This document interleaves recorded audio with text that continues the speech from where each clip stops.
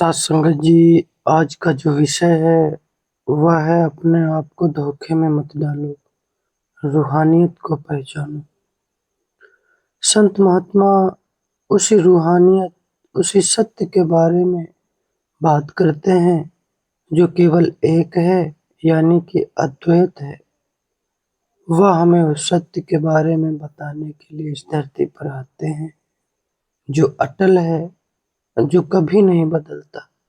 लेकिन हम उस सत्य को समझने के काबिल नहीं है, क्योंकि हमने तो केवल ऐसी असलियत को देखा है जो हमेशा बदलती रहती है, जहाँ सब कुछ क्षणभंगुर और एक दूसरे से अलग है। हमारे मन का दायरा शब्दों, प्रतीकों और धारणाओं तक ही सीमित रह गया है। इसमें उस सत्य को समझने की ताकत है ही नहीं जो संत महात्मा इस धरती पर बताने के लिए आते हैं। इसलिए कहा गया है कि रूहानियत सिखाई नहीं जाती, बल्कि ग्रहण की जाती है। रूहानियत को उसी व्यक्ति से हासिल किया जा सकता है जिसके पास यह है, और इसका अनुभव भी वही कर सकता है जिसको इसकी तड़प है। बाकी दुनिया के अंदर ऐसा कोई शख्स है ही नहीं जो रूहानियत को अनुभव कर सके, उसका एहसास कर सके। हाँ, जिन लोगों के तड़ अंदर वो रूहानियत की सच्ची विरह और सच्ची तड़प है, वो रूहानियत को जानते हैं कि रूहानियत क्या चीज है। जब बात रूहानी सत्य की आती है, तो जो कुछ भी हमारे अनुभव से परे है, वह परे ही है, यानी वह हमारे अनुभव से परे है, हमारे ज्ञान से बहुत अलग है, हमारी समझ में वो आता ही नहीं है। हो सकता है कि रूहानियत किसी और का अनुभव हो, या फिर इतिहास में बताए गए सभी संतों का अनुभव हो, लेकिन हमारे लिए तो यह केवल एक धारणा है, एक ख्याल है।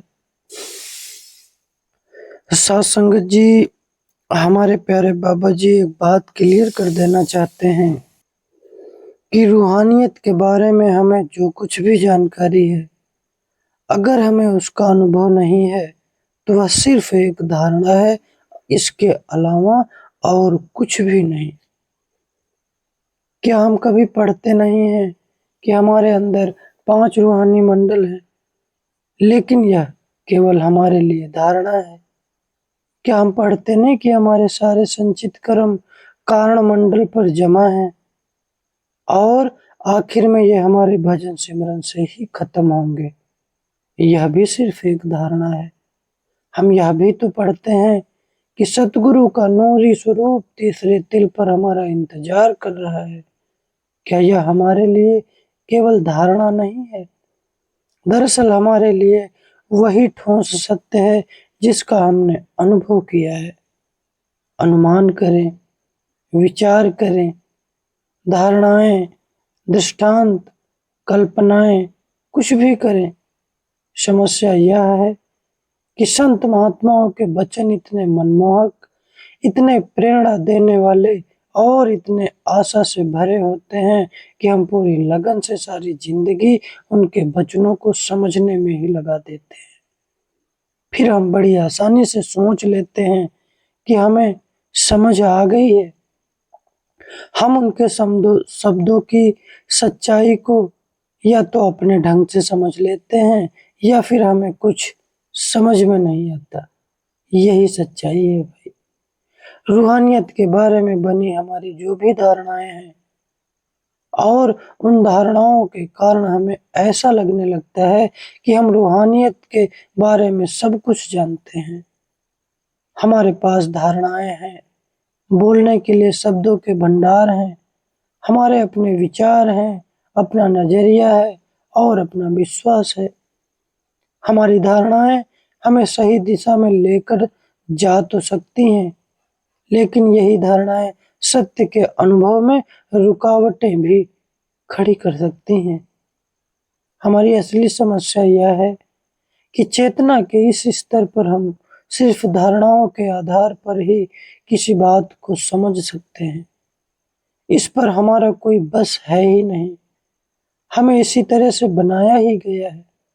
परंतु जिस सत्य की हमें खोज है वह असल में सत्संगत जी शब्दों से बहुत परे है। इसलिए सिर्फ धारणाओं द्वारा उसे कभी समझा ही नहीं जा सकता। अच्छा, फिर सवाल बनता है कि इसका हल क्या है। बहुत इंपॉर्टेंट सवाल है। संत सतगुरु पूरी तरह से व्यवहारिक होते हैं। वह हमारी ही भाषा में हमसे बातचीत करते हैं और सत्य की ओर इशारा भी करते हैं। अपने वचनों द्वारा वह हमें इशारा करते हैं और हमको प्रेरणा भी देते हैं कि हम अपना असली काम करें। साथ संगत जी, इंसान इस धरती पर सबसे विवेकशील प्राणी है, लेकिन इस समय हमारी जितनी भी समझ है हमें उससे आगे ले जाने के लिए संत सतगुरु और कथा कहानियों का इस्तेमाल करते हैं। वह दृष्टांत देते हैं कि उपमा और कल्पनाओं द्वारा हमको समझाते हैं। मिसाल के तौर पर वह हमको बताते हैं कि अगर मान लो परमात्मा समुद्र की तरह है तो सतगुरु उसकी लहर की तरह है और हमारी आत्मा उस समुद्र का एक छोटा सा कतरा है। एक बार की बात है, प्यारे बाबा जी ने सवाल जवाब के दौरान जब यही उपमा दी तो सवाल पूछने वाला नौजवान पहले तो थोड़ा सा हिचकिचाया, फिर बोला, तो क्या फिर हम सब पानी बन जाएंगे? यह इस बात का बिल्कुल सही उदाहरण है ही नहीं कि किस तरह हम अपनी सीमित सोच से सतगुरु के उपदेश को भी सीमित कर लेते हैं, उसे उस दुनियावी स्तर पर ले आते हैं जहां तक हमारा दायरा है। हम सभी किसी न किसी तरीके से यही करते हैं। किसी चीज की उपमा देना उसकी असलियत नहीं है भाई, बल्कि असलियत की ओर वह उदाहरण एक संकेत करता है कि असलियत कैसी हो सकती है। लेकिन वो उपमा अपने आप में, वो उदाहरण अपने आप में वो सच्चाई नहीं हो सकता। हम पानी नहीं है और रूहानी मार्ग का मकसद जो है वो हमको पानी में बदलना नहीं है। किसी चीज की उपमा तो एक तरीका है समझाने का, उस सच की ओर इशारा करने का और हमारा रुख उस तरफ करने का। लेकिन हम विवेकशील प्राणी हैं भाई। संत सतगुरु जो हमें समझाते हैं वो दायरों से पार पार की बात समझाते हैं और हम दायरे में रहकर उनकी बातों का कुछ अलग ही मतलब निकाल लेते हैं। सच्चाई क्या है और हम उसका मतलब क्या निकाल लेते हैं, कहाँ की ये इंसाफी है भाई। ऊपर जितने भी उदाहरण दिए गए हैं उसमें तुलना भी की गई है ताकि हमें सतगुरु परमात्मा और अपनी आत्मा के आपसी संबंध का पता चल सके। लेकिन संत सतगुरु परमात्मा या आत्मा के बारे में यही पूरी सच्चाई नहीं है, यह भी मात्र एक धारणा ही बन जाती है। बड़े महाराज जी ने एक जगह पर लिखा है, बेशक परमात्मा बिजली की तरह हर जगह पर है, लेकिन सतगुरु वह स्रोत है जहां से परमात्मा का नूर प्रकट होता है। साथ संगत जी, यह भी एक उदाहरण ही है। सतगुरु के बारे में यह पूर्ण सत्य नहीं है, लेकिन इससे हमें कुछ अंदाजा हो जाता है कि हम क्यों सतगुरु की ओर आकर्षित होते हैं और यह किसका नूर है जो हमें सतगुरु की ओर आकर्षित कर रहा है। हमारे भारत का बहुत बड़ा जन समुदाय भगवत गीता को पढ़ता है। भगवत गीता में हमने अर्जुन के बारे में कहानी पढ़ी है जिसमें उसने अपने प्यारे गुरु भगवान कृष्ण से पूछा, आप बड़ी महान बातें करते हैं, आप तर्क भी बड़े अच्छे अच्छे देते हैं, फिर भी मेरे मन में कुछ शंकाएं बनी रहती हैं, क्योंकि जो आप कहते हैं मैंने उसका अनुभव तो किया ही नहीं। आप मुझे कोई ऐसा अनुभव क्यों नहीं करवा देते ताकि मेरी सारी शंकाएं दूर हो जाए। तो सत्संगत जी, भगवान श्री कृष्ण ने बड़ा प्यारा सा उत्तर दिया और कहा कि वह ऐसा ही करेंगे। फिर एक पल में उन्होंने विराट रूप धारण कर लिया।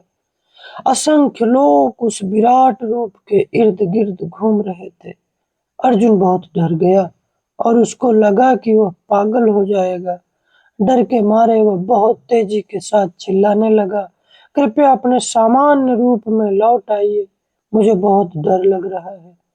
भगवान कृष्ण अपने मानव रूप में लौट आए और बोले, मैं जानता था कि तुम अभी तैयार नहीं हो। बस सत्संगत जी, हम भी ठीक उसी अर्जुन की तरह केवल बातें तो करते हैं, लेकिन पूर्ण रूप से रूहानियत को समझने के लिए, रूहानियत के मार्ग पर चलने के लिए अभी तैयार ही नहीं है। हम अपनी धारणाओं में इस तरह से फंस गए कि नामदान ले लिया, सत्संग सुनते हैं, सेवाएं करते हैं, हम पूरी तरीके से तैयार हो गए। ऐसा नहीं है भाई, यह एक धारणा है। एक और कहानी है, इससे हमको यह पता चलता है कि हमारी इंद्रियां हमारी सोच समझ को सीमित कर देती हैं।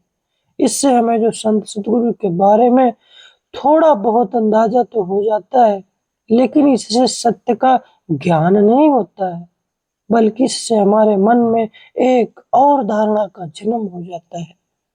रूहानियत को हम तभी समझ सकते हैं जब हमारी चेतना इसे जानने के लिए काबिल हो जाए, जानने के लिए तैयार हो जाए। हालांकि हम संतों का उपदेश सुनते जरूर हैं, लेकिन उसे अपनी चेतना के स्तर के मुताबिक उतना ही समझ पाते हैं जितना हमारा मन सोचता है। साथ संगत जी, अपने वचनों द्वारा सतगुरु हमारे अंदर जागरूकता का एक बीज तो बो देते हैं, लेकिन उनके वचनों को समझने के लिए हमें चेतना के उच्च अवस्था को हासिल करना पड़ेगा। जैसा कि हमारे प्यारे बाबा जी अक्सर कहते हैं कि भजन सिमरन करते हुए सब कुछ भूल जाओ, यहाँ तक कि खुद को भी भूल जाओ। फिर वह यह भी तो कहते हैं कि भजन सिमरन करते हुए अंतर में अपने आप से जुड़ो। ये दोनों बातें एक साथ कैसे हो सकती हैं? ये तो भाई परस्पर विरोधी बातें लगती हैं। सतगुरु अक्सर कुछ ऐसा कह देते हैं जो हमारी सोच को पूरी तरह से झंझोड़ देता है। हम जितना मर्जी सोचने की कोशिश करते हैं, समझने की कोशिश कर रहे हैं, लेकिन ये हमारे लिए एक रहस्य ही बना रहता है। बाबा जी एक जगह पे और कहते हैं कि जला दो इन किताबों को, लेकिन सभी जानते हैं कि उनके आदेश से ही यह संस्था हर साल ज्यादा से ज्यादा किताबें भी छाप रही है। कैसी परस्पर ये कैसी विरोधी बात लगती है। हम यह भी तो जानते हैं कि आप एक बहुत बड़ी लाइब्रेरी भी बनवा रहे हैं, यानी अधिक से अधिक किताबों का संकलन हो रहा है। साथ संगत जी, जो भी संगत सुन रही है उसको पता भी है कि डेरा ब्यास में एक लाइब्रेरी है जहाँ पर बहुत सारी रूहानियत की किताबें रखी हुई हैं। मैं खुद उस लाइब्रेरी में गया हूँ और वहां पर जाकर मैंने उस लाइब्रेरी को देखा भी है। साथ संगत जी, जो आगे चलकर धर्म, रहस्यवाद, फिलॉसफी और रूहानियत पर खोज कार्य करने के लिए एक विश्व स्तर की लाइब्रेरी कहलाएगी। एक बार डेरा लाइब्रेरी के किसी सेवादार ने सतगुरु से पूछा कि लाइब्रेरी का क्या मकसद है। तो साथ संगत जी, बाबा जी ने मजाक में कहा, हो सकता है मैं बड़ी सी फायर बॉन फायर जलाऊं।